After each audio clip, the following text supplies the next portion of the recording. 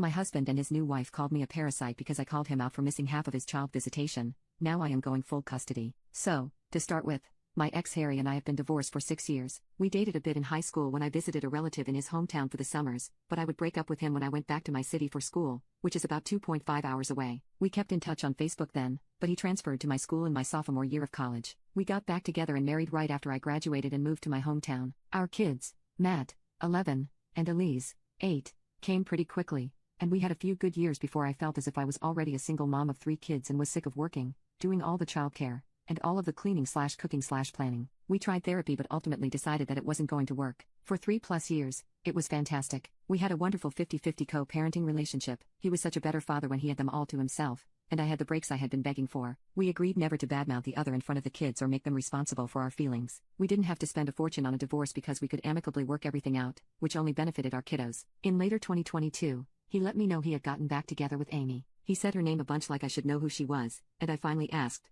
and apparently, she was the girl he had dated when I was not in town, before we reconnected. I was honestly happy for him. I'm not interested in dating, to be honest. My kids are too young, and I work a lot and have many friends and family. Amy lived in his hometown, and I know he visited her a lot when he didn't have kids, but he was always there for his parenting time. The kids met Amy and said they liked her, so I was happy. My parents were also divorced but found other people while still being amazing parents, so I was hopeful. But in 2023, he told me he had proposed and would be moving back to his hometown to be with Amy. I was stunned because he was such a dedicated and present father, and asked how he expected that to work. He insisted he wanted to keep 50-50 custody but admitted he could only do parenting time every other weekend. Before he moved, we had no alimony or child support since we were 50-50 and split big expenses evenly. He said he would keep splitting big expenses evenly and offered me child support since my expenses for the kids would increase, having them so much more. Again, we wanted to work this out ourselves, so why spend money on lawyers when we have 2 kids who could use it? I make a bit more than him, not that that matters, but the first amount she offered, $400 for 2 kids a month, was laughable. I didn't laugh at him but told him that would not be acceptable. He said he was willing to continue paying half of the big expenses, plus he'd be driving a 5-hour round trip since he was the one moving every other weekend.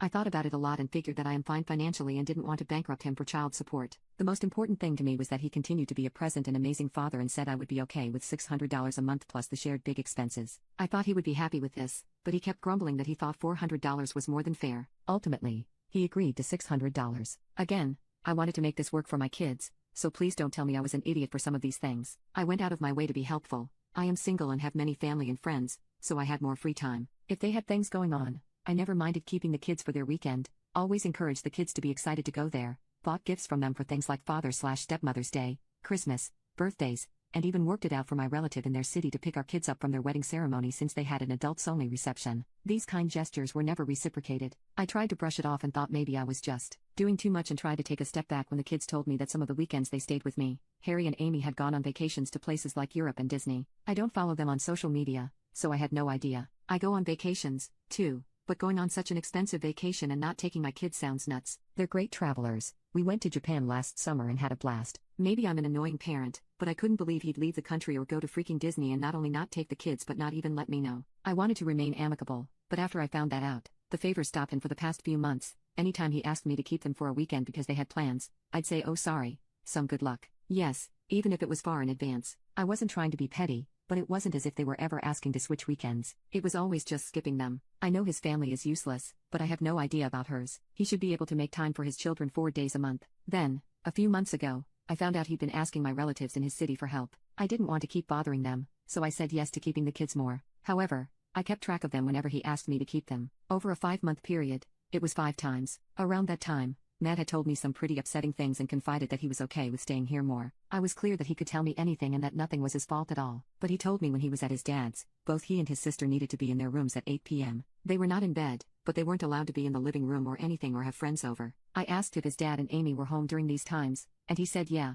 but Amy's dog is aggressive, and they keep it in their room during the day, so when he and Elise go to their rooms, they let the dog out so he's not cooped up all day. Elise had bad flu a few visits ago, and apparently, she had asked Harry to sleep with her in her room, but he refused and said he needed to sleep with Amy. Our kids do not co-sleep, but we always let them sleep with us if they are sick and asked. I don't expect Harry and Amy to let her sleep with them or anything, but why couldn't he have stayed with her, even if it was just until she fell asleep? I did not say this to them, but told Matt and Elise that their dad had just gotten over the flu and probably just didn't want to get her sick again, which makes no sense. I know I shouldn't have lied, but they were upset. The worst, in my opinion, is that when Matt randomly told his dad he wanted to see him more, He yelled at him and told him that he was seeing him a lot already and he should want his dad to be happy and not miserable and alone like his mom. So, between all this and the missed visits, I decided I needed to stand up for myself and my kids more. If Harry could go on European vacations, he could afford more child support, and I was done keeping up the appearance of 50-50 custody when he only had the kids for about 45 nights in 2024. So I told Harry I was going to file for updated child support and primary custody and get everything in writing and signed off by a judge. He said he was okay raising child support,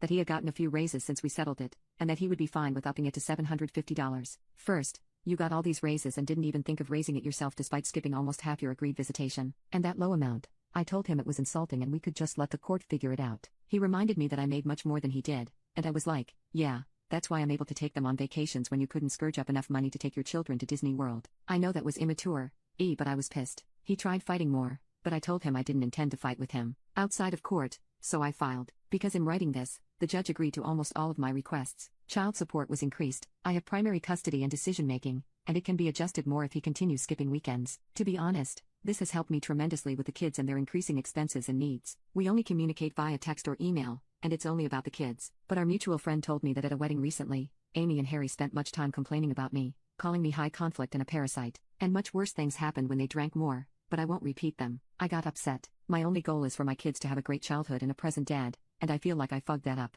My friends told me that Harry's the one who fucked it up, but I'm doubting myself. Update, quick edit. Sorry if I can't reply to everyone, and sorry for the dumb formatting. I initially wrote this in the Notes app because writing it in the Reddit app is annoying. Also, I'm pretty emotional now, but I think you've already changed my mind about offering to drop child support. I will be going for full 100% custody, though. Unfortunately, things have degenerated since my last post. To get this out of the way, I am in therapy, and so are my kids. I know Harry was seeing someone when he lived here, but I have no idea if he still does. He was supposed to have the kids next weekend as scheduled. Wouldn't you believe it? The other day, he called, and they got last-minute tickets to a concert out of town and asked if the kids could stay here. I told him I had plans the entire weekend that had been set months ago, so he asked if I could bring them or stay with one of my family members in my city. I normally would have pulled out my calendar and marked this off as another missed visitation, but I was just sick of it. I told him he needed to figure it out and not call my relatives in his city. They were not his personal, free babysitters, and he was their father, so he needed to start acting like it. He got upset and said he was drowning. I almost laughed but didn't, asking him what he meant. He said he was struggling financially due to the child support and felt like I was trying to punish him for moving. He said I was allowed to be upset we weren't together anymore, but needed to put the kids first and work with him. I couldn't believe he was saying those things. He knows why our marriage ended, and he knows that I have moved mountains to make our co-parenting relationship work. I hung up. I was at work and did not have the emotional bandwidth to be lied to about this. He tried calling me back a few times, but I had meetings, and I realized I shouldn't have spoken in anger, so I wanted to calm down. He even had his wife call me a few times, but I let it go to voicemail. She left a few cruel ones, nothing shocking, just saying I'm bitter and jealous that Harry moved on and wanted to punish them. It's like these two live in some kind of delusion where I not only want my ex back, but I have never helped them once. When I got home, I pulled the calendar for the past 2 years, which had every missed visitation, including last-minute requests, color-coded accordingly. I emailed this to both of them and said that Harry was responsible for coming up with appropriate childcare during his visitation and that if he found it challenging, we could look into changing the visitation schedule to something more accommodating to their busy lifestyles. Then, I left to take my kids to their sports practices. I did not hear from him. Normally, Harry calls our kids every school night evening around 8 p.m., but he didn't that night. I felt guilty. As I've said, the only goal here is for my kids to grow up with a present father. It might have been dumb, but I did call him that evening so he could say goodnight to them, but he sent me to voicemail. I told the kids he had gotten caught up at work.